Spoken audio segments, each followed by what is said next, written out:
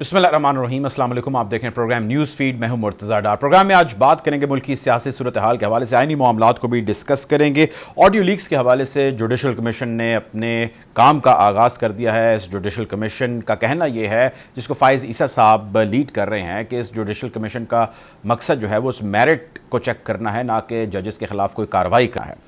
इस judicial commission को challenge भी पाकिस्तान तहरीक इंसाफ की जानिब से कर दिया गया है। इस कमीशन की आईनी हैसियत क्या है, क्या मैंडेट हासिल है, क्या काम करेंगे और हुकूमत इससे कौन से ऑब्जेक्टिव्स हैं जिनको हासिल करना चाहती है, आज इस हवाले से बातचीत करेंगे। और साथ ही साथ आज हम ये भी बात करेंगे कि पंजाब हुकूमत ने जिसका होली सोली काम जो है वो इलेक्शन का, यानी इंटरिम गवर्नमेंट का इलेक्शन काम है कि वो उसका इनेकाद कराए, उसके हवाले से बातचीत करेंगे, जिसमें उन्होंने अदालत में ये अपना नैरेटिव स्टेटमेंट या बयान जमा करा दिया है, जिसके मुताबिक पंजाब हुकूमत का कहना यह है कि फ़िलहाल इलेक्शन का इनेकाद जो है वो मुमकिन नहीं है। मौजूदा जो हालात हैं, इस हालात के मुताबिक, इलेक्शन कमीशन की हिदायत के मुताबिक और सुप्रीम कोर्ट के मैंडेट को भी सामने रखते हुए उन्होंने कहा कि इस इलेक्शन का इनेकाद फ़िलहाल मुमकिन नहीं हो पाएगा। इसको भी आज प्रोग्राम में डिस्कस करेंगे। साथ ही साथ पाकिस्तान तहरीक इंसाफ के लीडरशिप समेत कारकुनान की 9 मई के साने में मौजूद जितने लोग थे उनकी गिरफ्तारियों का सिलसिला जारी है, उसको भी आज प्रोग्राम में डिस्कस करेंगे। और साथ ही साथ ये भी जानने की कोशिश करेंगे कि इन गिरफ्तारियों में कुछ ऐसी गिरफ्तारियों का भी जिक्र या ख़बर सामने आ रही है जिनमें कुछ ऐसे भी लोग हैं जिनका कहना यह है या उनकी फैमिलीज़ का कहना यह है कि वो बेगुनाह है। उसको भी आज प्रोग्राम में डिस्कस करेंगे। इस हवाले से already Punjab government, Punjab police कह चुकी है कि जो कोई भी ऐसा शख्स है जो बेगुनाह है और उसकी गिरफ्तारी गलत हुई है, वो अपने आप को प्रूव करे और इससे बिल्कुल अपने आप को सेटिस्फाइड कर सकता है। ऐसी भी एग्जाम्पल्स मौजूद हैं। बहरहाल कौमी असम्बली के अंदर आज 9 मई सानहे के हवाले से करारदाद भी मंजूर की गई है। गुफ्तगू का बाकायदा आगाज़ करते हैं। हमें ज्वाइन करें नवीद मलिक साहब, सदर हैं Islamabad high court bar association के। Welcome to the show Malik साहब। सबसे पहले मैं चाहता हूं कि ऑडियो लीक्स के हवाले से जो जुडिशल कमीशन की फॉर्मेशन हुई है, सबसे पहले मैं चाहता हूं कि हमारे नाजरीन को थोड़ा सा इसकी तफसील अगर आप बयान कर सकें कि ये कमीशन की फॉर्मेशन, गवर्नमेंट का जो इसके पीछे इंटेंट है, वो अहदाफ जो ये कमीशन हासिल करेगा, जिसको मैंडेट दिया गया वो, और इसका चैलेंज हो जाना पीटीआई की जानिब से, कैसे देख रहे हैं सारी सूरत हाल को? देखिए, ये काफी दिनों से जो आप देख रहे हैं कि मुल्क में जो ऑडियो वीडियो लीक्स निकल रही हैं, जरा सा भी कार्रवाई होती है तो कोई ना कोई ऑडियो आ जाती है। इस हवाले से बड़े अरसे से ये बात चल रही थी कि इस हवाले से प्रॉपर इंक्वायरी होनी चाहिए कि ये ऑडियो लीक्स कहाँ से आती हैं, ये क्या है, इसके पीछे कौन है, जिससे जजेस की किरदार कुशी भी होती है, उनके इवन घर वालों के टेलीफोन वगैरह टेप्स होते हैं। तो इस हवाले से जो फॉर्मेशन की गई, इसमें जो है गवर्नमेंट की तरफ से ऑनरेबल जस्टिस काजी फाइज ईसा साहब जो है वो इस कमीशन को हेड कर रहे हैं।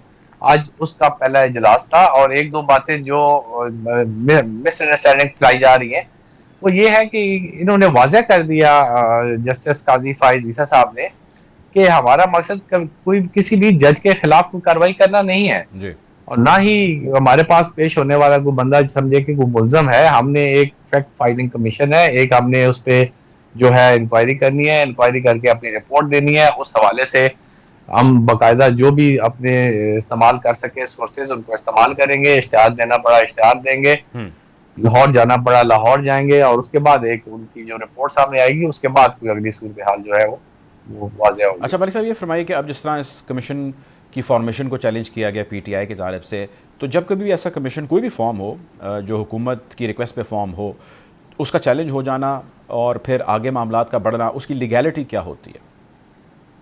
देखिए, आजकल जरा सी भी कोई चीज होती है चैलेंज तो उसको कोर्ट में कर दिया जाता है। आज पहला इजलास था और आज ही इसको चैलेंज कर दिया गया। अब ये ऑनरेबल सुप्रीम और किस बुनियाद पे किया गया कि ऑनरेबल चीफ जस्टिस साहब की इजाजत के बगैर किसी जज को कमीशन का सरबराह नहीं मुकर्रर किया जा सकता। तो वो अब आगे इसकी कब हेयरिंग होती है, अभी तक कोई रिस्ट्रेनिंग ऑर्डर इसमें कोई ऐसा पास नहीं हुआ अभी तक। जो बेहाल नेक्स्ट डेट कमीशन ने सैटरडे की शायद मुकर्रर की है। जी सैटरडे नेक्स्ट जो है वो अपने वो अपने जो प्रोसीडिंग्स है अभी तक वो कंटिन्यू करेंगे जब तक कि ऑनरेबल सुप्रीम कोर्ट अगर कोई ऐसा ऑर्डर पास नहीं करती कि उनको कार्रवाई से रोकती है। यानी कि कार्रवाई एक तरफ जारी रहेगी, जिस तरह सैटरडे उसकी तारीख दी गई है ऑनरेबल जज साहब काजी फाइज ईसा साहब की जानिब से, और जिसको चैलेंज किया गया है वो पैरेलल उसके साथ चलेगा और उसमें अगर कोई हिदायत आती है वो चलेगा। उसमें अगर कोई ऐसा रिस्ट्रेनिंग ऑर्डर पास होता है कि उसकी प्रोसीडिंग रोक दी जाए तो फिर तो प्रोसीडिंग रोक दी जाएगी।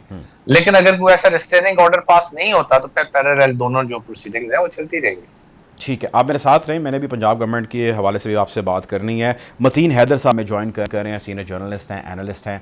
Welcome to the show Mateen साहब, ऑडियो लीक्स के हवाले से कमीशन की फॉर्मेशन, हुकूमत का इस सारे मामले की तफसील तक जाना, डिटेल तक जाना मकसूद है।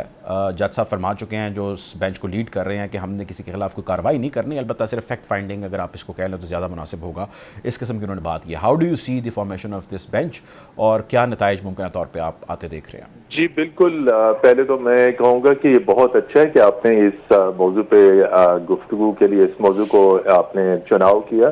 सर बेसिकली ये जजों की जो ऑडियोज आई हैं, फिर उससे बढ़ के कि पूरी की पूरी साबिक वजीर आजम की जूम की एक मीटिंग वाशिंगटन में यूएस कांग्रेस विमेन के साथ, वो भी हैक हो गई जी। तो ये बिल्कुल है जिस तरह जस्टिस फाइज ईसा साहब ने कहा कि हम फैक्ट फाइंडिंग करेंगे।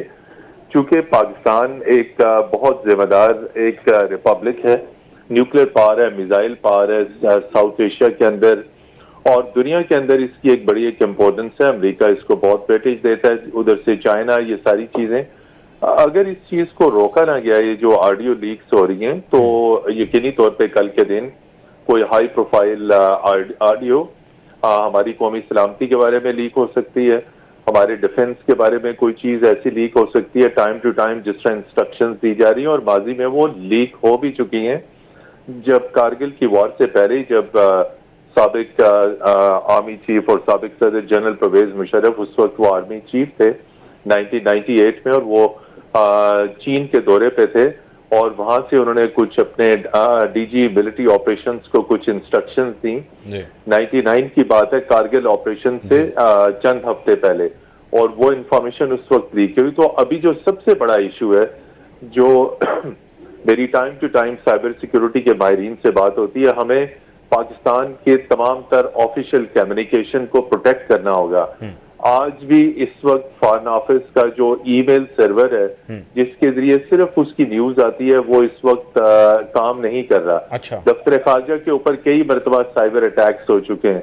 पाकिस्तान की जो गवर्नमेंट की जो वेबसाइट है उनके ऊपर साइबर अटैक्स हो चुके हैं, और दफ्तर खारजा का आपके प्रोग्राम से बता दूं, पूरा डाटा इस वक्त डार्क वेब के ऊपर पड़ा हुआ है। अच्छा, पाकिस्तानी वजारत खारजा का मुकम्मल डाटा जो है इस वक्त डार्क वेब के ऊपर पड़ा हुआ है, और कई मरतबा जो पाकिस्तान के बैरून मुल्क सफारतखाने, उनके ट्विटर अकाउंट्स रह चुके हैं, ईमेल्स हैक हो चुकी हैं, बहुत सारा सिस्टम इसी तरह। तो हमें अपनी जो ऑफिशियल कम्युनिकेशन है जो पाकिस्तान की, और जो पाकिस्तान के आला तरीन ओहदेदार हैं, चाहे वो जुडिशरी में, चाहे वो मिनिस्टर्स हैं, चाहे वो आर्मी के लोग हैं, एस्टैब्लिशमेंट, इंटेलिजेंस, हमें अपनी ऑफिशियल कम्युनिकेशन को उसको प्रोटेक्ट करना है। और इस हवाले से ये जो कमीशन इस वक्त चल रहा है, तो मैं तवक्को रखता हूँ कि पाकिस्तान के सिक्योरिटी के जिम्मेदारान, और खास तौर पे साइबर सिक्योरिटी और इंटेलिजेंस और ऑफिशियल कम्युनिकेशन से मुतल्लिक उन तमाम जिम्मेदारान को उस कमीशन के सामने पेश होकर बताना चाहिए कि भाई ये हैकिंग कहाँ से हो रही है। और एक जमाने में लास्ट जुमला, एक जमाने में, सॉरी आपकी बात काट रहा हूँ, इसमें जो जज साहिबान की ऑडियो बेसिकली लीक हुई थी जिसमें उनके फैमिली मेम्बर्स, सीनियर ख़वातीन जो है वो बातचीत कर रही थी, उस पर मेरा ख्याल है प्राइमरीली इनका फोकस है, जिसमें वो जानना चाहते हैं कि जज साहिबान की फैमिली ने जो डिस्कशंस की, उन डिस्कशंस के पीछे पैराए में क्या चीज़ें थी, मंदरजात क्या थे। तो I think this is probably more about that. जी, आपको पता है माशाल्लाह आप भी सीनियर साथी हैं, एक ज़माने में सैफुर रहमान की जो हाई कोर्ट के जजों के साथ गुफ्तगू थी, और जिस तरीके से वो इस्लामाबाद से बतौर नैब चेयरमैन फोन करते थे और कहते थे जैसा हमारा हुक्म होगा वैसे, और उस जमाने से ही जजों की फैमिली के टेलीफोन टेप्स होके लीक होते आए हैं। और चूंकि इंटेलिजेंस ब्यूरो करती थी, तो इंटेलिजेंस ब्यूरो के साथ साफियों का बड़ा लिंक होता था, तो अपने बाज खास पसंदीदा साफियों के जरिए वो इंफॉर्मेशन लीक कर दी जाती थी। मकसद ये है कि जजों के ऊपर प्रेशर डाला जाए, उन्हें दबाव में डाला जाए, ताकि वो आज़ादी के साथ काम न कर सकें। ठीक है, आप मेरे साथ रहिएगा। मलिक साहब, सर मैं आपकी तरफ आना चाहूँगा।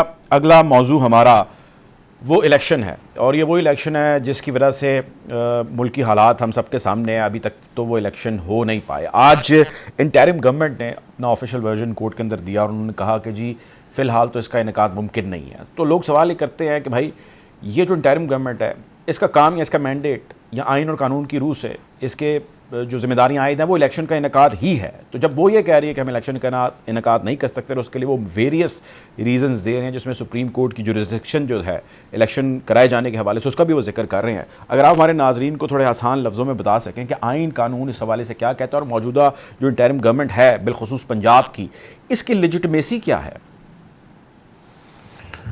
देखें, जब भी कोई गवर्नमेंट जो है वो अपनी टर्म्स पूरी करके खत्म होती है तो फिर 60 डेज के अंदर नए इंतखाबात कराना जरूरी है। और अगर किसी गवर्नमेंट की किसी असेंबली को डिसॉल्व किया जाता है तो फिर 90 डेज के अंदर जो है वो इंतखाबात होने आइन की रूह से वो जरूरी है। इस दफा भी जब ये दो सूबाई असम्बलियां KPK की और पंजाब असम्बली जो है उनको डिसॉल्व किया गया तो उसके बाद वो अलग इशू रहा कि इसने गवर्नर ने डेट दी, दूसरे गवर्नर ने डेट नहीं दी। फिर वो मामला चला गया सुप्रीम कोर्ट में, फिर वहां पे ये तय हुआ कि इलेक्शन एक्ट के तहत सदर जो है वो डेट देगा। वो एक डेट दे दी गई और उस पे नहीं मुमकिन हो सका। फिर दोबारा मैटर गया और ऑनरेबल सुप्रीम कोर्ट ने 14 मई की डेट इसमें मुकर्रर की। उसमें तमाम जो मुतलका जो इदारे हैं वो पेश हुए। Even election commission of Pakistan ने जो है वो एक रिव्यू पिटिशन फाइल की सुप्रीम कोर्ट में और वहाँ पे ये रिक्वेस्ट की कि चूंकि इस वक्त हमें किसी इदारे की मुआवनत हासिल नहीं है तो इलेक्शन का इनेकाद मुमकिन नहीं है। दूसरा, चूंकि वो जो ऑर्डर पास किया था ऑनरेबल सुप्रीम कोर्ट में, उन्होंने ना सिर्फ जो है वो इलेक्शन की डेट मुकर्रर की बल्कि उन्होंने इलेक्शन शेड्यूल भी दे दिया। तो इस हवाले से जो है वो इलेक्शन कमीशन ने कहा कि ये चूंकि इलेक्शन कमीशन का काम है तो ये आपने अपने अख्तियार से तजावुज़ किया है। वो अभी नजरसानी जो अपील है वो अभी पेंडिंग है ऑनरेबल सुप्रीम कोर्ट। तो इसकी और हर थोड़ा सा नाज़रीन को इसकी डिटेल भी बताएं ना कि जो 14 मई को इलेक्शन होने थे ज़रा वो नहीं हो सके, तो उसकी इस वक्त केस की करंट सिचुएशन क्या है, अपडेट क्या है, लीगैलिटी क्या है, where does that case stand?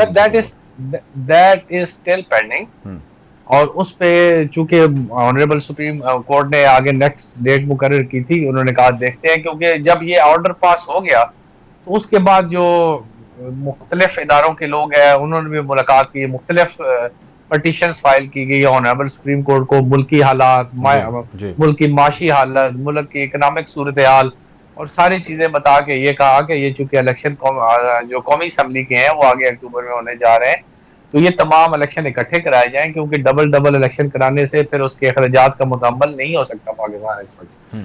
तो उस वक्त भी ऑनरेबल सुप्रीम कोर्ट के जो चीफ जस्टिस साहब है उन्होंने कहा कि अब जब एक ऑर्डर पास हो चुका है तो उसके बाद आके मुझे सूरत हाल बताई जा रही है, ये उस दौरान बताई जानी थी। तो वो ऑर्डर जो है अभी तक ऑनरेबल सुप्रीम कोर्ट का जो ऑर्डर है और ऑनरेबल चीफ जस्टिस साहब की बिदाई में वो ऑर्डर स्टिल इंटैक्ट है। अब उस ऑर्डर पे इम्प्लीमेंटेशन ना होने पे जो मुतलका इदारे हैं वो तौहीन अदालत के ज़रिए में भी आ सकते हैं और ऑनरेबल सुप्रीम कोर्ट चाहे तो उनके खिलाफ कार्रवाई भी कर सकती है। लेकिन मेरा ख्याल है कि इस वक्त सुप्रीम कोर्ट जो है वो बड़े मुताद तरीके से कर रही है कि मुल्क की सूरत हाल ऐसी है कि अभी फिर इसी तरह की कोई अफरा तफरी पैदा हो गई तो जो है मुल्क मजीद तबाही की तरफ जाएगा। ठीक है, मेरे साथ इस वक्त तक जी प्लीज कंटिन्यू। जी प्लीज। मैं कि इस वक्त तक की सूरत हाल ये है कि वो अभी ऑर्डर इंटैक्ट है और अभी सारे वो जो है वो अपनी अपनी रिपोर्ट्स जमा करा रहे हैं कि इस वक्त हम इस काबिल नहीं है कि हम इलेक्शन करा सकते। बिल्कुल ठीक है। मतीन हैदर साहब, सर ये फरमाइएगा, इसकी जो आइनी कानूनी लीगल हैसियत है वो तो हमें मलिक साहब ने बड़ी तफसील में बयान कर दी, हमारे सामने भी है बहुत सारी चीज़ें। ये फरमाइए कि सर इलेक्शन 90 रोज़ वाला मामला तो अप हो गया, उससे कई रोज़ ऊपर जा चुके हैं।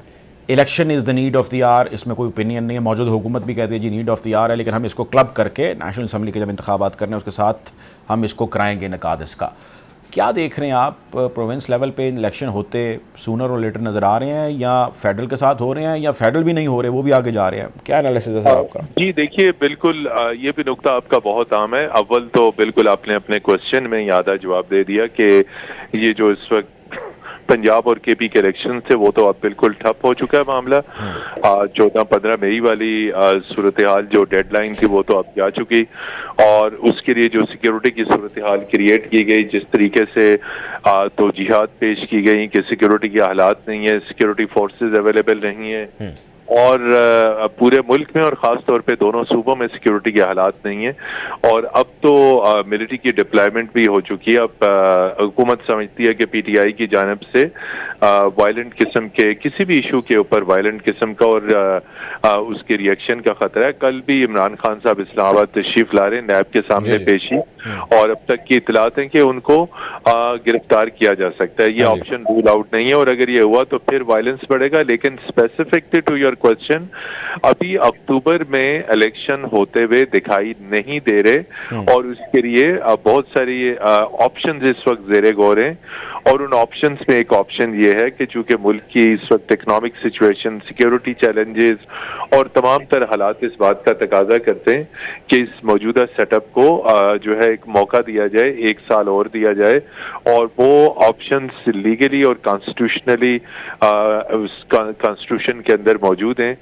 6 माह की एक्सटेंशन दी जा सकती है, 1 साल की दी जा सकती है। अभी हतमी कोई फैसला नहीं हुआ, लेकिन ये सारी तमाम तर सूरत हाल अक्टूबर के बाद की, अगर अक्टूबर तक इमरान खान साहब जेल में ना हुए और वो इसी तरह एक आज़ाद पंछी, एक आज़ाद पॉलिटिशियन के तौर पे रहे, तो वो इस चीज़ को कतन बर्दाश्त नहीं करेंगे। इसके खिलाफ भरपूर जदोजहद। अभी आपने रिसेंटली देखा कि पीडीएम की गवर्नमेंट के अंदर ही खुद पीपल्स पार्टी ने खुल के फौजी अदालतों के क़याम की मुखालफत की, और उन्होंने कहा कि फौजी अदालतें नहीं होनी चाहिए। इस वक्त पीडीएम का जो अलायंस है वो खुद इख्तलाफात का शिकार है। मौलाना फजलुर रहमान ने जो सुप्रीम कोर्ट के सामने धरना दिया, उससे एक रात ये तमाम वज़रा उनकी मिन्नत समाजत करते रहे कि आप ये अमल तर्क कर दें और इसको डी चौक पे शिफ्ट कर दें। तो पीडीएम के अंदर खुद इस वक्त कोई सकत, कोई इत्तेहाद, कोई यकजहती, कोई यगानगत, कोई इस किस्म की चीज़ नहीं है। वो एक टेम्परेरी अलायंस है जो आगे चला जा रहा है। मामलात और जो डिसीजन हैं वो कहीं और हो रहे हैं, उनको लाके बता दिया जाता है, और वो नेशनल सिक्योरिटी कमेटी आपके सामने बैठी है जिसमें तमाम तर मामलात डिस्कस किए गए। अब एक और नया इशू सामने आ चुका है, वो 9 मई बन चुका है, उसके ऊपर फौज का बयानिया है। चीजें अभी भी चल रही हैं, और ये कहा जा रहा है कि उन लोगों ने जिन्होंने फौजी तनसीबात के ऊपर सख्त हमले किए, आर्मी चीफ भी कह चुके हैं, ICPR भी कह चुकी है कि आर्मी एक्ट के तहत उनके खिलाफ कार्रवाई की जाएगी। सूरत हाल इस वक्त मखदूश नजर आती है। कोई खुशगवार सियासी मंजरनामा आगे हमें नजर नहीं आ रहा जिसमें आपको कौमी असम्बली और सूबाई असम्बलियों के तमाम इंतखाबात साथ साथ होते हुए आपको दिखाई नहीं दे रहे। मामला अगरचे के सुप्रीम कोर्ट में दोबारा जा चुका है। मैंने ना इसके हवाले से आपसे अभी एक तफसीली क्वेश्चन करना है, और वो करना है कि जिस तरह भी मामला आते हैं और जिस तरह भी या जिस ट्रेजेक्ट्री या डायरेक्शन में चल रहे हैं जिसके आप बारे में फरमा रहे हैं, उसका असर मुआशी हालात पे कितना होगा। आप मेरे साथ रहें।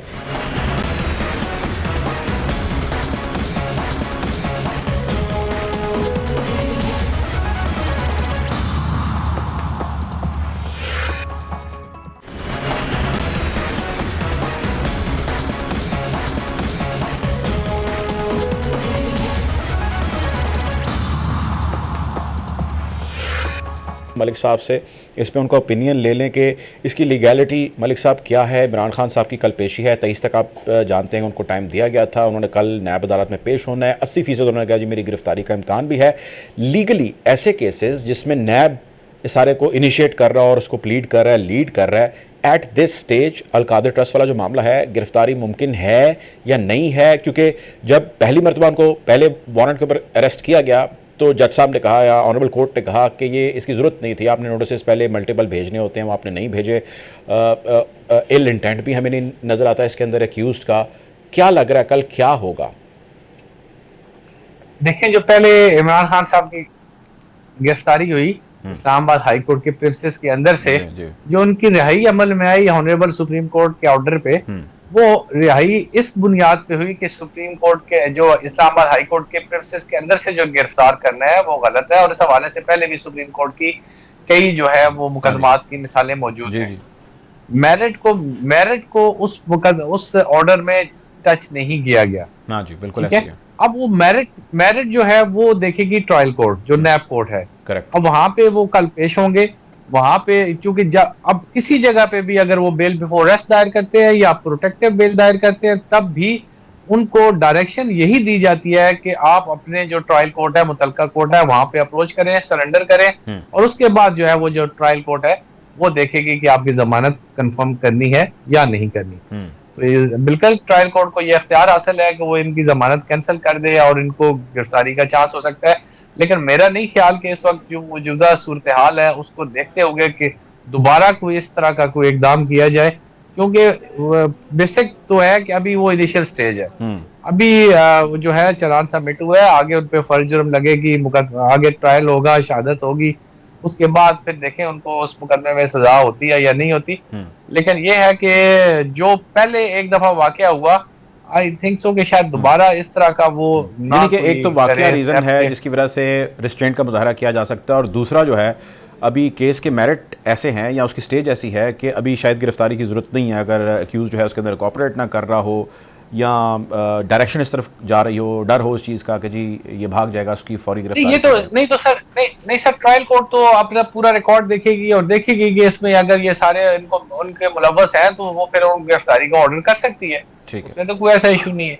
और अगर ये मुकदमे में जाते हैं, हो सकता है कोई और मुकदमा हो, उस मुकदमे में अगर गवर्नमेंट गिरफ्तार करना चाहे तो उसमें वो मुकदमात में गिरफ्तार कर सकते हैं। लेकिन चूंकि पहले एक दफा जो सूरत हाल हो चुकी है, शायद वो इस तरह की सूरत हाल दोबारा पैदा ना करना चाहें, क्योंकि पहले ही आपको पता है मुल्क की सूरत हाल, जैसे सर भी कह रहे हैं कि इस जी। वक्त जो सूरत हाल है मुतहम्मल नहीं हो सकती ऐसे वाक़या। ठीक है, ठीक है। अच्छा, मतीन हैदर साहब, सर ये फरमाएं कि ये मौजूदा हुकूमत जो इंटरिम है वो सेटअप को अपने कंटिन्यू करती है, वफाक में जो बैठी हुकूमत है वो अक्टूबर में इलेक्शन कराती है या नहीं कराती, इमरान खान इलेक्शन के बाद आ जाते हैं नहीं आ जाते हैं, मतलब कोई भी इक्वेशन बने उसके बाद जिस किसी ने भी बैठना है या आके बैठना है या बैठा हुआ है उसने चलाने मामला पैसे की बलबूते पे हैं जो हमें IMF से आने हैं।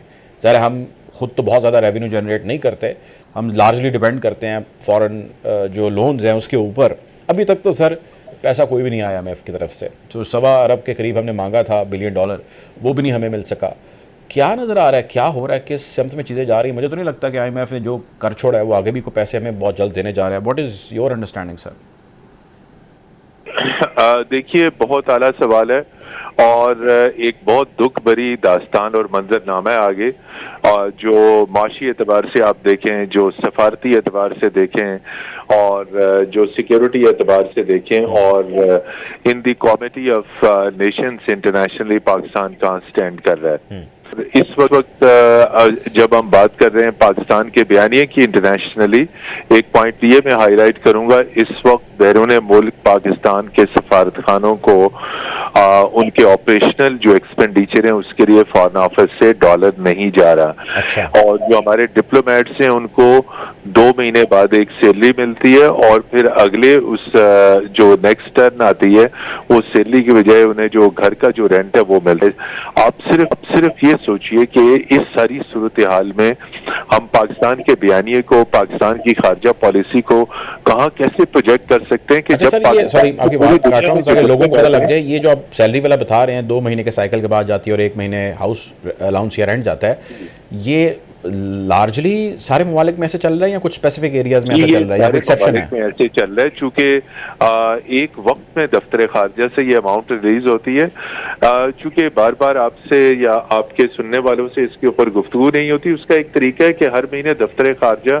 एक समरी वजारत खजाना को भिजवाता है, वजारत खजाना उस समरी की अप्रूवल दे के उसको स्टेट बैंक ऑफ पाकिस्तान को देता है। स्टेट बैंक ऑफ पाकिस्तान अपनी किटी से जो डॉलर्स हैं वो इनको दफ्तर खारजा को देता है, और ये किस बजट के एवज में ये कन्वर्शन होती है, जो बजट दफ्तर खारजा को सालाना फेडरल बजट की मद में रुपयों में मिला हुआ होता है। अब वो रुपया कहाँ गया और डॉलर कहाँ पहुंच गया, दफ्तर खारजा का वो तमाम तर बजट इस वक्त जिसे कहते हैं वो डिस्टर्ब हो चुका है, वो बिखर चुका है। तो उससे आप अंदाजा लगा लें कि पूरी दुनिया में पाकिस्तानी सफारत खानों को उनके जो इंतहाई अहम ऑपरेशनल एक्सपेंडिचर्स हैं, तमाम तर चीजें अगरचे के वो चल रही हैं, लेकिन उनके ऊपर बहुत कट लगा दिए गए हैं, बहुत ज्यादा कट लगा दिए गए हैं। और ये बात आप किसी भी मुल्क में जो पाकिस्तानी साथी हैं, चाहे यूरोप में, बरतानिया में, न्यूयॉर्क में, वाशिंगटन में, उनसे आप पूछ सकते हैं कि वो पाकिस्तानी सफारत। तो ये जब सारे हालात हैं, इन हालात में जो भी नई गवर्नमेंट आएगी, आपने बिल्कुल सही कहा कि prime and the key and the fundamental challenge would be how to manage Pakistan's economy.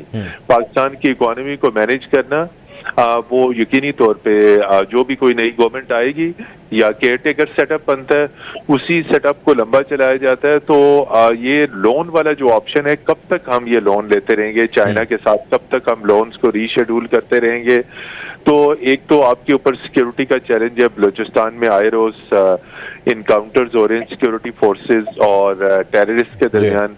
Tribal areas के अंदर पाकिस्तान अफगानिस्तान बॉर्डर के ऊपर ऑलरेडी इंटेलिजेंस बेस्ड ऑपरेशन चल रहे हैं।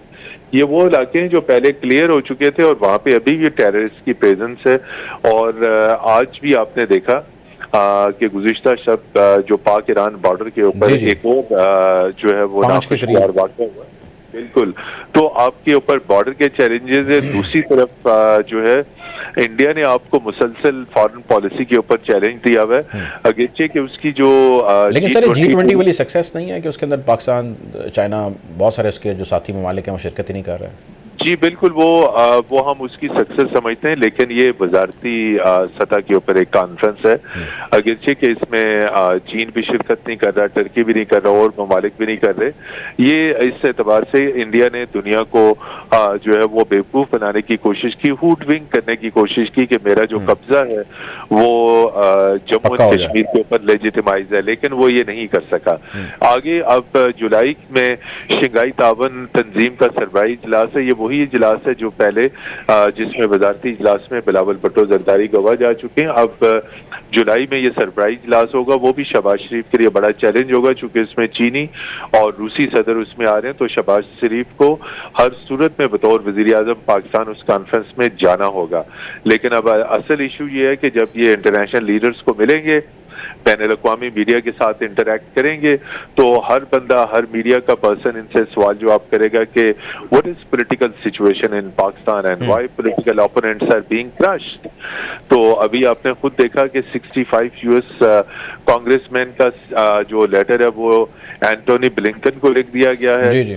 और उसके साथ यूरोपीय यूनियन से आवाजें आ रही हैं, यूएन जो ह्यूमन राइट्स के रेपेटेयर हैं उनकी तरफ से तशवीश का इजहार किया जा रहा है। तो इसमें सिर्फ सोल्यूशन है जिसमें आप इत्तेफाक करेंगे और हमारे सुनने वाले खास तौर पे कि पॉलिटिकल मैटर्स को पॉलिटिकली आप हैंडल करें, उसको आप बियॉन्ड लॉ एंड कॉन्स्टिट्यूशन जिसे मावराए अदालत और मावराए कानून जब आप उसे हैंडल करेंगे, जब आप पॉलिटिशियंस को दीवार के साथ लगाने की कोशिश करेंगे तो वो फिर चीजें इंटरनेशनली, उसके साथ सिर्फ पॉलिटिशियन नहीं है। इस वक्त जो पाकिस्तान के अंदर फ्रीडम ऑफ प्रेस है, जो आज़ादी इजहार है, जो फ्रीडम ऑफ पॉलिटिकल स्पीच है, जो सारी चीजें वो तमाम तर चीजें आपके सामने और उसके ऊपर दुनिया से तशवीश पहले ही आ चुकी है। आप पाकिस्तान का मुवाजना पाकिस्तान से कई गुना पीछे ममालिक को देख लें और वो भी जनूबी एशिया के ममालिक के, उनके तमाम तर इशारे चाहे वो इक़्तिसादी हैं, सनती हैं और चाहे वो GDP के हैं, चाहे वो मीडिया के हैं, वो तमाम तर इशारे जो हैं वो पाकिस्तान से बहुत बेहतर जा रहे हैं। और हमें अब ये कोशिश करनी होगी कि पॉलिटिकल इश्यूज को पॉलिटिकली हैंडल करें in accordance with the law and the constitution. और अगर अदालतें इमरान खान के केसेस को देख रही हैं, उन्हें रिलीफ दे रही हैं, तो गवर्नमेंट को उसके अंदर अपना इंटरफेरेंस, और सबसे बड़ी बात है कि जो लबो लहजा इख्तियार किया जा रहा है, जो लबो लहजा मरियम नवाज शरीफ ने इख्तियार किया शाराए दस्तूर के ऊपर सुप्रीम कोर्ट की रैली में, ये आपकी सुप्रीम कोर्ट कोई प्राइवेट एक अदालत नहीं है, ये भी स्टेट की आपकी एपेक्स कोर्ट है।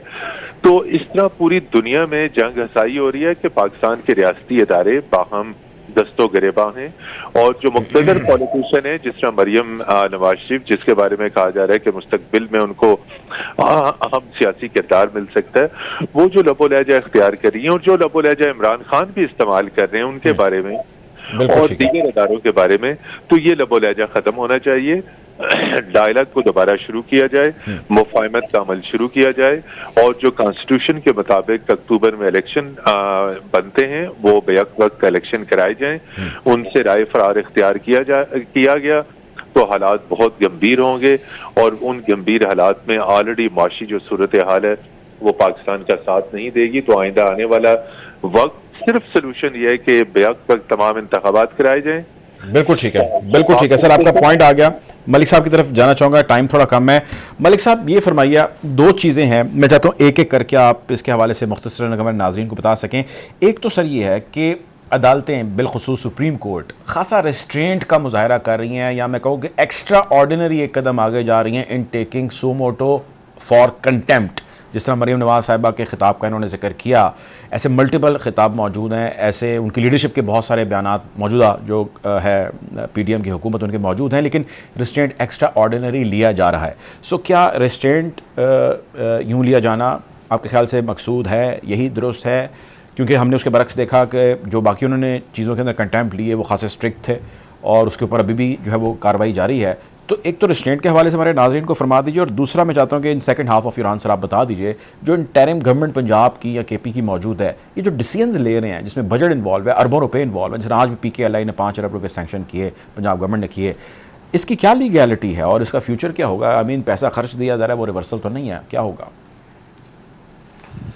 सर सबसे पहले तो कोई कॉन्टेम्प्ट के हवाले से जो आपने सवाल किया, देखिए सबसे पहले जो हमारे पार्लियामेंटेरियंस हैं या जो दूसरे लोग हैं जो लबो लहजा अदालतों के बारे में या ऑनरेबल जजेस के बारे में अख्तियार कर रहे हैं, मैं समझता हूँ कि ये नामुनासिब है। अदलिया हमारे मुल्क का अहम तरीन सतून है, अदलिया ने इंसाफ करना है। अगर आपको कोई उनका फैसला या कोई बात पसंद नहीं है तो उसके लिए आपको कानूनी रेमडी हासिल है, आप उस रेमडी को अवेल कर सकते हैं। लेकिन उस बात को लेके उनकी जजेस की किरदार कुशी करना या उनको बुरा भला कहना या अदालतों को बुरा भला कहना, देखिए इससे हम अपने आप को बुरा भला कह रहे हैं। ये हमारी अदालतें हैं, ये पाकिस्तान की अदालतें हैं और पाकिस्तान की आला तरीन अदलिया है। जब हम उन पे उंगली उठाएंगे, उनकी किरदार कुशी करेंगे तो बिल्कुल हम दुनिया की नजर में अपने आप को खराब कर रहे होते हैं। कि आपको पता है कि जंगों में भी अगर अदालतें सही काम कर रही हो तो कहते हैं कि आपका मुल्क जो है वो महफूज आउट होगा, लेकिन जब अदालतों के बारे में हम ऐसी बातें करना शुरू कर देंगे तो फिर जो है वो अवाम उन्नास में और दुनिया की नजर में हम अपनी जो कदर है वो रेस्ट्रेंट का मुजाहरा बहुत ज्यादा किया जा रहा है। दूसरा जो है जो आपने कहा रेस्ट्रेंट का मुजाहरा, क्योंकि माजी में आपने देखा कि कई वज़ीर आज़म को कॉन्टेम्प्ट में फारिग किया गया, तो वो एक जो गैर यकीनी की सूरत हाल पार्लियामेंटेरियंस के जेर में थी और जो जिस तरह की स्पीचेज उन्होंने की कि हर दफा जो अदालत है वो आगे आके हमें हमारे जो सियासी वज़ीर आज़म होता है उसको नायल कर दिया जाता है और इस तरह की बहुत सारी बातें जो है वो अदालतों के खिलाफ की गई। फिर उसके बाद जो मुल्क की सूरत हाल है सारी वो आपके सामने है, सिक्योरिटीज इशूज आपके सामने है, माशी सूरत हाल आपके सामने है, और उसके बाद तमाम जो मुतलका अहम इदारे हैं और जो एजेंसी हैं उनकी रिपोर्ट्स आपके सामने है जो उन्होंने खुद सुप्रीम कोर्ट में पेश होके भी उनको दी। अब इन सारी चीजों को मद्देनजर रखते हुए मेरा ख्याल है कि ऑनरेबल सुप्रीम कोर्ट रेस्ट्रेंट का मुजाहरा कर रही है कि इस सूरत हाल में देखिए 2-3 बातों में आपने देखा होगा, एक वो जो 14 मई के इलेक्शन के हवाले से पिटीशन थी जी। और उसके बाद से आने वाले जो सूरत हाल है उसमें उसके बाद ऑनरेबल सुप्रीम कोर्ट बहुत हद तक रेस्ट्रेंट का मुजाहरा कर रही है, और वो रेस्ट्रेंट का मुजाहरा इसलिए किया जा रहा है कि ये जो तमाम सूरत हाल मैंने आपको बताई है इसको मद्देनजर रख के मजीद खराब इसको मद्देनजर रखते हुए और हर दफा उन्होंने ये कहा और ये जोर दिया सियासतदानों पे कि आप आपस में बैठ के अपने मुज़ाकरात जो है वो करें और खुद बैठकर इस मसले को किसी नतीजे पर पहुंचाएं। और एक पॉइंट आ गया, मेरे पास टाइम कम है, चंद सेकंड बाकी, अगर आप मुझे 1 लाइन के अंदर समराइज कर सकें, पंजाब गवर्नमेंट या प्रोविंशियल गवर्नमेंट इंटरिम जो फैसले ले रही हैं, इकदाम ले रही हैं, इनका फ्यूचर प्रॉस्पेक्ट क्या है जिसमें फाइनेंस ही बहुत सारा इन्वॉल्व है? सर अगर फेयर कमेंट्स करूं इस हवाले से तो मैं नहीं समझता हूं कि वो जो टाइम है वो लैप्स करने के बाद इनकी कोई आईनी और कानूनी हैसियत है। बिल्कुल ठीक है, अभी तक उनको जी सर आईनी कानूनी हैसियत उनकी नहीं है। बिल्कुल सर, मैं इंतहाई मादर चाहूँगा, वक्त की कमी का हमें सामना है। मतीन हैदर साहब सीनियर जर्नलिस्ट एनालिस्ट हैं, प्रोग्राम ज्वाइन किया, बहुत बहुत शुक्रिया आपका। नवीद मलिक साहब सदर Islamabad high court bar association, sir आपका भी बहुत शुक्रिया। नाज़रीन, हालात हादरा से आपको यूँ ही आगाह रखेंगे। अब तक के लिए इतना ही, अपना ख्याल रखिए, अल्लाह हाफिज़।